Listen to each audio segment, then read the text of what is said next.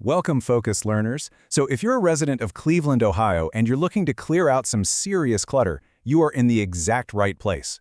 Today, we're walking through the ultimate, definitive guide to mastering Cleveland's bulk trash pickup system. This explainer is going to give you literally everything you need to know, top to bottom, so you can effortlessly get rid of those oversized items without breaking a sweat or, worse, breaking municipal code. Right, so here's a scenario we've all faced. You've got an old, heavy couch, maybe a broken refrigerator, or a stack of worn-out tires. You want them gone, and obviously, you want to do your part to maintain a beautiful, clean community. Sounds simple enough to just haul it all out to the curb, right? Well, hold your horses for just a minute. Are you absolutely sure you know the rules? Because a simple mistake can lead to missed pickups, a totally messy yard, and even some pretty costly illegal dumping fines. But don't worry, maintaining a pristine neighborhood is actually incredibly easy, provided you know the specific steps and can dodge the common pitfalls. Okay, here's our quick roadmap for today. 1. The Cleveland Bulk Basics. 2. Schedule in your pickup. 3. Hassle-free pickup rules. 4. Drop-offs and FAQs. And finally, 5. Recap and final steps. Let's dive in. Section 1. The Cleveland Bulk Basics. Know your jurisdiction and timing. Okay, it is incredibly easy to get tripped up by geography here. If you're tuning in, you absolutely need to make sure you live in Cleveland proper, as in the city of Cleveland, Ohio. If you live in an adjacent suburb, say Cleveland Heights, they use a completely different system with color-coded weekly routes.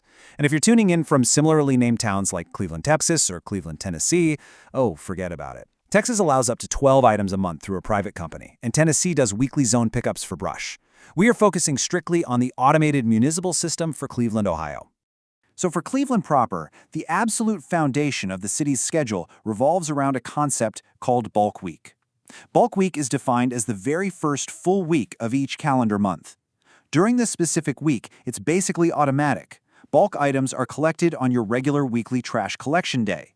You don't even have to call ahead if it's the right week. Just put it out on your normal trash day and you're good to go. But who gets this service, and how much can you actually toss? Well, the city-provided curbside service is strictly for single-family homes and multifamily buildings with up to 4 units. If you live in a bigger apartment complex with 5 or more units, the city doesn't cover you. Your property management has to provide a private dumpster solution. Now, for those who are eligible, the limits are pretty strict to keep those trucks moving. You can set out a maximum of 3 bulk items per month, plus up to 4 tires. But hey, quick caveat, those tires must have the metal rims removed first. Section 2. Scheduling your pickup. Step-by-step execution. Execution really comes down to a super simple 3-step plan for a standard bulk week pickup. Step 1. Verify your item is eligible. It needs to be too large for your standard 96-gallon black trash card, and obviously it cannot be hazardous. Step 2. Wait for that first full week of the month. And Step 3. Place your item on the tree lawn, that grassy area right between the sidewalk and the curb, no later than 6 a.m. on your collection day. Actually, the city highly encourages you to put it out the night before so you don't accidentally miss the truck. But let's be real. What if life happens? Let's say it's the 3rd week of the month. You have a sudden, unexpected move-out, or a piece of furniture breaks, and you simply cannot wait weeks for the next bulk week. Listen to me on this. Placing items on the tree lawn outside of that first full week without an approved request is a direct code violation. Instead, you've got to use the on-demand option. You can call Cleveland 311 or jump on the city's MPro online portal to submit a special service request. Just make sure you do this 24 to 48 hours before your normal trash collection day so they actually have time to route a truck to your address. This on-demand option is honestly a fantastic tool if you're coordinating with neighbors to schedule pickups for a wider community cleanup event, too. Section 3. Hassle-free pickup rules. Do's and don'ts at the curb. A very common mistake happens right at the curb. You've probably seen it. Proper household trash neatly contained perfectly inside the black city-issued cart. That's exactly how it should be. But then sometimes you see a total mess of loose bags just scattered all over the lawn. Here is a golden rule to remember. Boxes and loose trash bags are never, ever considered bulk items. If you have extra trash bags, they do not count as your 3 bulk items. All standard garbage must fit inside the cart with the lid totally closed. Now imagine a perfect textbook bulk setout. You place your bulky items, maybe some old tires, a chair, and a TV, neatly on the tree lawn. But here's the kicker: spacing. You have to ensure your bulk items are set well away from the black trash and blue recycling carts. The city mandates that bulk items be placed at least 3 feet away from your standard carts and completely clear of parked cars or overhead wires. Why? Because the regular trash trucks use automated mechanical arms to grab those carts. If your old couch is leaning right up against your trash bin, the robot arm literally can't do its job, and your garbage is staying right there with you. Okay, a really crucial point is coming up right here, and this is one you absolutely do not want to forget. It is a critical, mandatory rule in Cleveland. All mattresses, box springs, and cloth furniture must be wrapped in plastic before going to the curb. This isn't just a friendly suggestion, it's a strict municipal requirement designed to protect city collection staff from bedbugs, lice, and other parasites. If you put a bare mattress out on the curb, they will flat out refuse to take it, and you're going to be stuck hauling it right back inside. Next up, we really need to talk about strictly banned materials. Bulk pickup is for everyday household items, not massive commercial projects. You cannot leave construction and demolition debris out there. Things like drywall, porcelain toilets, brick, or roofing shingles. Household hazardous waste, like liquid oil-based paint, solvents, or motor oil, is totally banned because it's downright dangerous. Electronic waste, like computers and mobile devices, nope, those can't go to the curb either. And finally, yard waste and plant materials are not bulk items.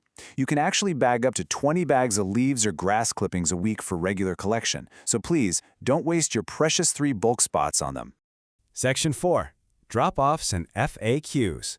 Alternatives and troubleshooting. So what if you have banned items, or just too much stuff? Well, Cleveland operates 2 primary drop-off hubs for residents. First is the Ridge Road Transfer Station over on the west side. As a resident, you can drop off bulk items here for free up to 4 times per calendar year.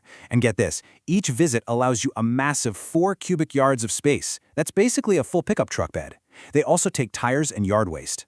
The second hub is the Car Center on Carnegie Ave. This is your go-to destination for e-waste, like old computers, and regular recycling drop-offs. Oh, and here is a massive pro tip. Both of these facilities only accept household hazardous waste, like those paints and chemicals we talked about, on the first Friday of every month. So definitely mark your calendars if you're cleaning out the garage. All right, let's tackle a frequently asked question that pops up all the time. People always want to know, can I throw away my old refrigerator, freezer, or washing machine at the curb?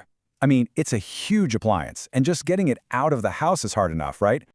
The answer is yes, you can put appliances out as bulk items, but, and it's a big but, there are strict safety requirements tied to federal laws. First, you absolutely must remove all the doors from appliances like refrigerators and freezers. This is to prevent kids from getting trapped inside. Second, and honestly most importantly, any appliance that use coolants, like Freon, must have that chemical professionally removed by a licensed contractor. The contractor will then slap a certified tag on the appliance. If it doesn't have that tag, no way, the city will not touch it. Section 5. Recap and final steps. Master your trash. Let's rapidly recap the life cycle of a bulk item disposal so we can permanently commit this to memory. Step 1. Prep your items. Take those appliance doors off and absolutely, positively remember to wrap your mattresses in cloth, furniture, and plastic. Step 2. Time it right. Wait for the first full week of the month for automated pickup or call 311 to schedule an off-week pickup 24 to 48 hours in advance. Step 3, get it all to the tree lawn by 6 a.m. on your collection day. And Step 4, space it out. Keep your bulk items at least 3 feet away from your standard carts so the automated trucks can easily do their jobs. Before we wrap up, just a quick standard disclaimer. Municipal policies, drop-off hours, and schedules are always subject to change. To ensure you have the absolute most current details, or if you have specific questions about some weird item you're trying to toss, always verify the rules directly with Cleveland 311 or check the city's official Department of Public Works website. Ultimately, a clean city starts right at our own curbs. Following these simple steps doesn't just save you from a nasty fine, it really shows pride in your community and respect for the hardworking sanitation workers who keep our city running. So are you ready to do your part in keeping Cleveland beautiful? If you found this explainer helpful, please hit that subscribe button for more deep dives, and definitely share this with a neighbor who might be planning a big spring cleaning or organizing a community cleanup event. Thanks so much for learning with me today, and I'll catch you in the next explainer.